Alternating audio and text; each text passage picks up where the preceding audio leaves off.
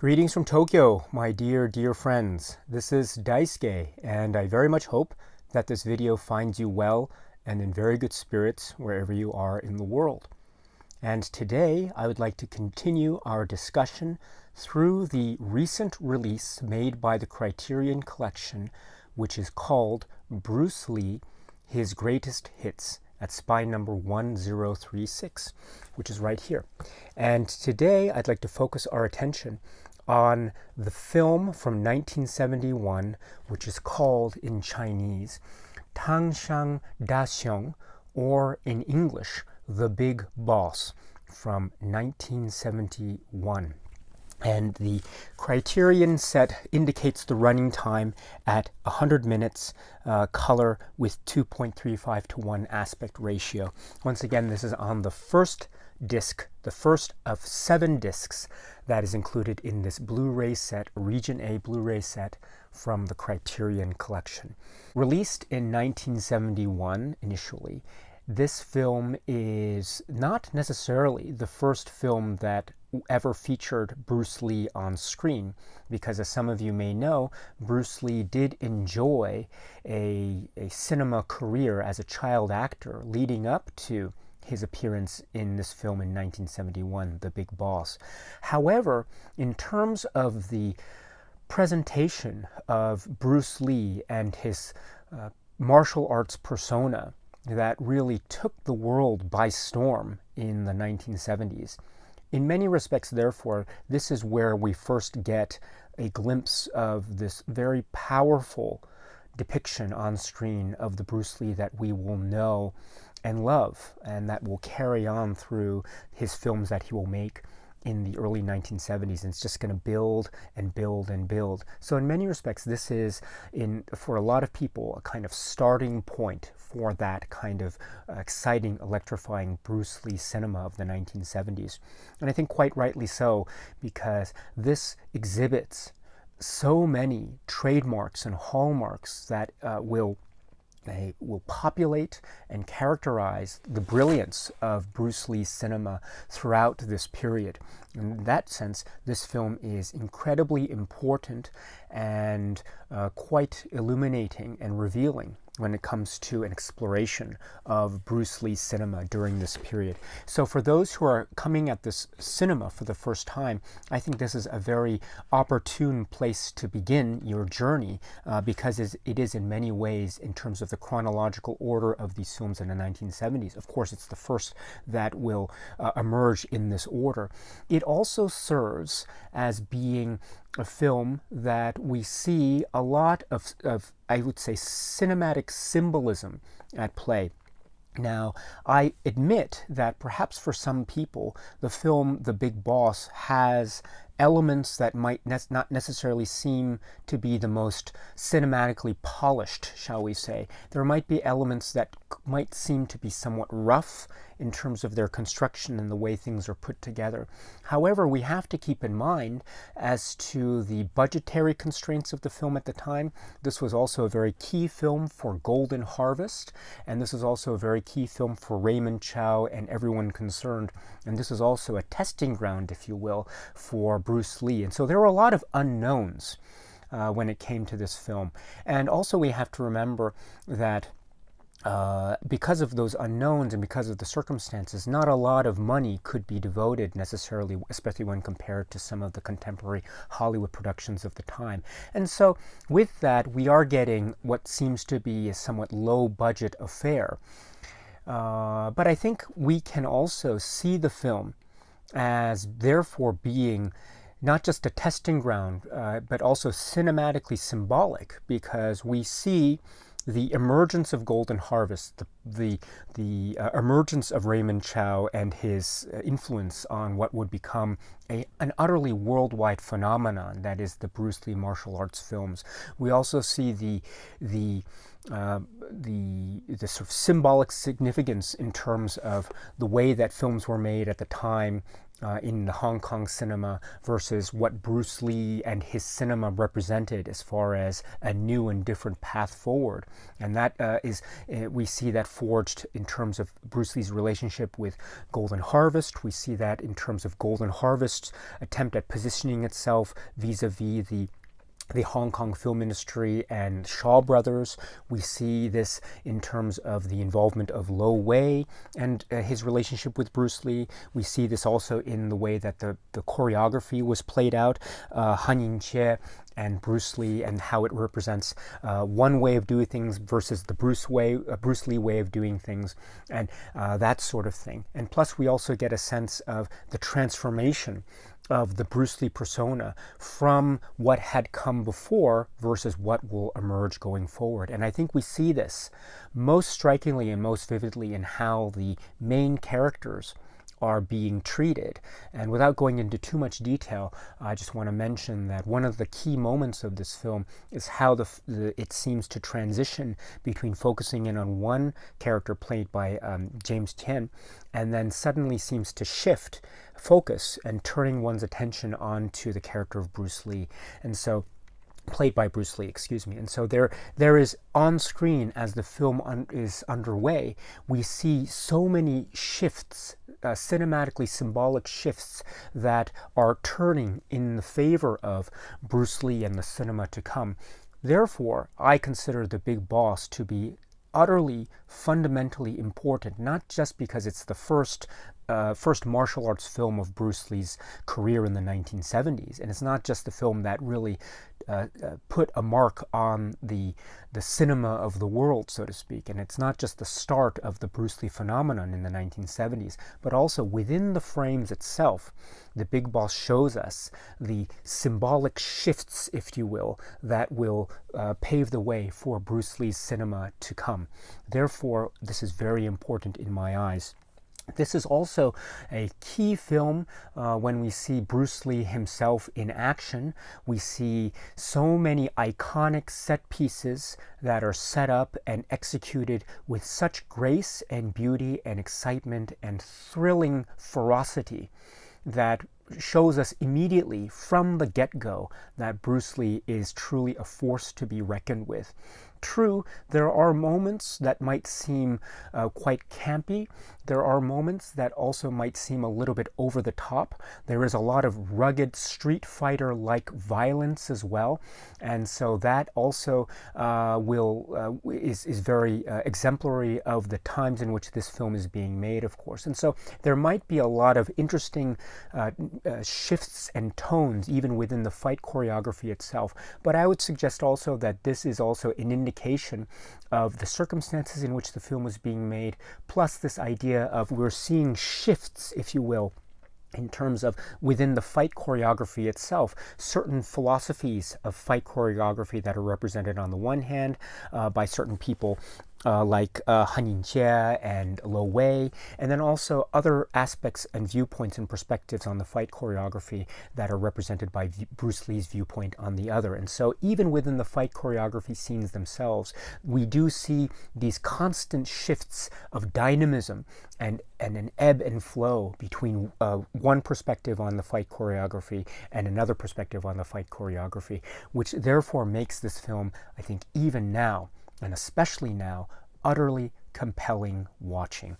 So this is, in essence, what I consider to be the fundamental significance of this film, The Big Boss, and it still maintains a heightened sense of genre excitement.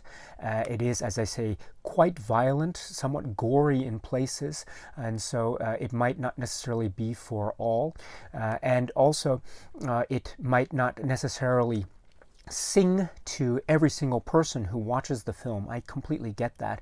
However, there is such a deep-rooted significance to this film, both in terms of its action and how entertaining and thrilling it is to many Bruce Lee fans, but also in its symbolic significance in the context of Hong Kong cinema and Bruce Lee cinema and the way in which films would be made going forward during the early 1970s and Bruce Lee's career. Therefore, this is a brilliant start to what will be this set, Bruce Lee, His Greatest Hits. Once again, The Big Boss, 1971. So with respect to the Criterion Collection release, we have the 4K digital restorations upon which the films are based. So disc 1, as I indicated earlier, is The Big Boss, plus some supplements, which I will get to momentarily. The film presentation itself looks quite good. The colors are crisp and clean and vivid, and the sound is also very good. But the audio tracks, are something that I do want to get to in a moment, because that is very significant because of the availability of different audio tracks with the Criterion release. But in terms of the visual presentation, I see this to be a very excellent presentation.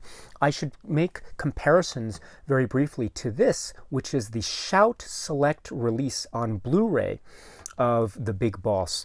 And so a lot of comparisons already are being made between the Criterion release visual presentation and the Shout Select release, for example, which are both purported to be based off of the 4K restorations from Fortune Star.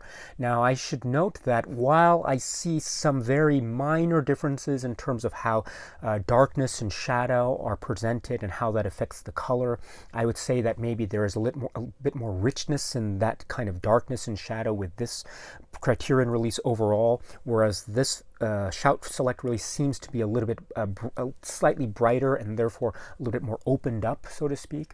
I think that the Criterion release feels very good and very vivid, but there is also room for a really nice, healthy discussion as to which one is better.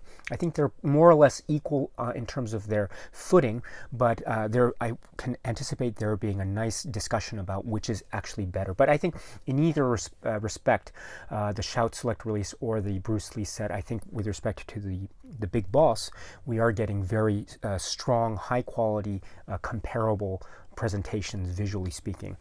So you can, I think you can really, if you have this and you want to keep this, I think it's worth keeping.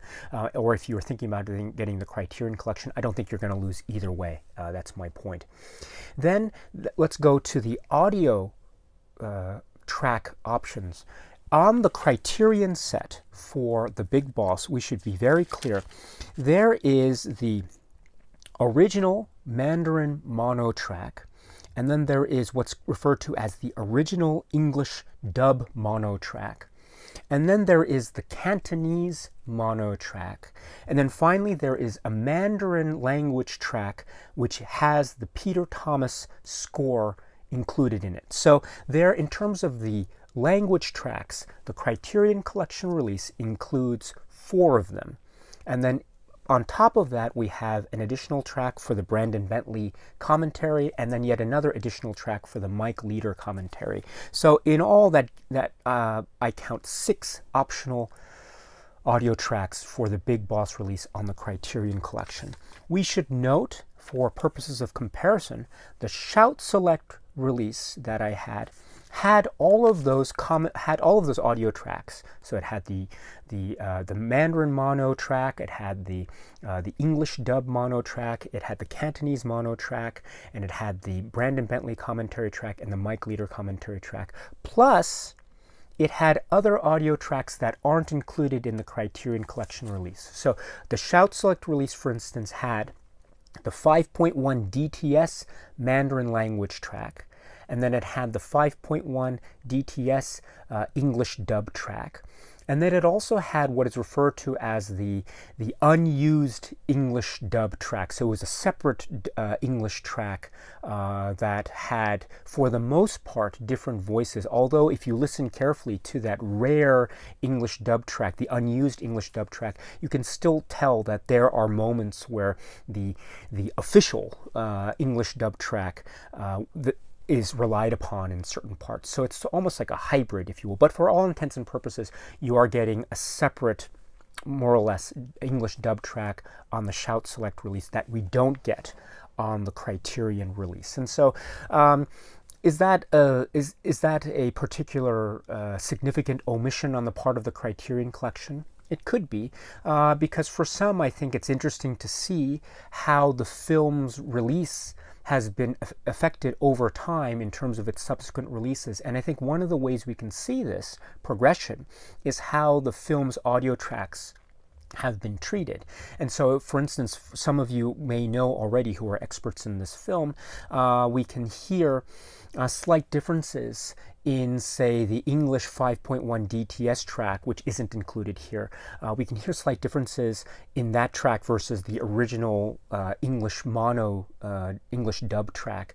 For instance, the 5.1 DTS track sometimes borrows musical cues from the Cantonese track as well, the Joseph Koo music cues for some of the moments. And so there are some slight differences between, say, the 5.1 DTS tracks and the original mono tracks in certain places. So in terms of comparative analysis purposes, for those who really want to have a deep dive into the Big Boss and all its iterations wherever available, I think having as many audio tracks is a valuable thing to have. And so that makes, I think, the Shout Select release and any other release that has various audio options available, I think it makes it a very valuable proposition. However, at the same time, even though we are getting only the certain audio tracks that we are getting for the Criterion release, I think it's still really great. We are getting, in addition, the Criterion Collection's inclusion of the quote-unquote new Mandarin language track, which has the Peter Thomas music inserted into the musical cues. So it's almost like a hybrid between the original English dub with the Peter Thomas music and then the Mandarin language. And I understand that that track, that new Mandarin language track, was prepared for the Shout Select release. And so it's sort of a newer audio version of that. So we do get that as well for the Criterion release. So we are getting what might be purported or might be described as being the essentials when it comes to the audio tracks. Is it everything that we ever got in the past? No. But I think for people who are interested in the essentials of what was available for purposes of the audio tracks, especially at the time of the initial release of the film in the Mandarin language, and also in international markets with the Peter Thomas English dub, and then also a little bit later in Hong Kong and other Cantonese language markets with the Cantonese mono track. I think that's something that is very interesting to have. Plus, we are getting, as I say, the newer Mandarin language track with the Peter Thomas music inserted as the musical score. So this is a very serviceable release of the film in terms of its optional audio tracks. Is it everything? No, but I think it's still very serviceable, again, just for your information. Then that leads me to the audio commentary tracks. There are two of them. First is by Brandon Bentley, and next is by Mike Leader. Now, I should mention from the start that these two commentary tracks are exactly the same, as far as I can tell, as the commentary tracks that are in the Shout Select release, and they are so identical to the point that I think where Mike Leader there's a point at the beginning where he actually refers to this commentary track being a Shout Factory commentary track or something like that. And in fact, that reference to Shout Factory or Shout is still retained in the commentary track as it's carried over into the Criterion release. So that's a little bit of an interesting little detail. But Criterion does this. It's not uncommon for Criterion to borrow already existing commentary tracks from other labels. So there's nothing necessarily inherently wrong with this. But I just find it to be an interesting little detail. Because I think sometimes Criterion might want to edit those out or something. But here, it's intact, as it were. So we have these two commentary tracks. Now, I think that these are really quite good in terms of contents. Again, these aren't all of the commentary tracks that have ever been made about this film in the past, and so we should keep that in mind. There have been other commentary tracks as well with other releases. Bay Logan is a name that is very famous in the Bruce Lee fan circles in terms of his expertise and the way in which he has contributed to audio commentary tracks for his films in other non-Criterion releases in the past. And so for many people, those are essential and the definitive commentary tracks on the Bruce Lee films. So those aren't in any way included here. But we do get the Brandon Bentley commentary track, which I think is excellent because Brandon Bentley is a self-professed fan of this film. He calls this film his favorite film of all time. And he shows not just in terms of his expertise in the film when he's talking about it, but also in the way in which he is so enthusiastic about the film. And it's just lovely to hear. And it's filled with a lot of information, too, about the various edits, the various versions that may or may not exist. A lot of stories about footage that was legendary, that hasn't been included here for this reason or that reason, as well as musical cues and the little details about Bruce Lee's performance and Nora Miao and James Tien and Lo Wei and everything. So it's incredibly informative, and it's wonderful to hear. The second commentary track is by Mike Leader. Mike Leader's commentary track is, I think, very good in terms of its contents and substance. He also approaches the material as a fan, and he tries to give us a lot of insight and also sharing with us his enthusiasm for the film, which is extraordinary, of course, very extraordinary.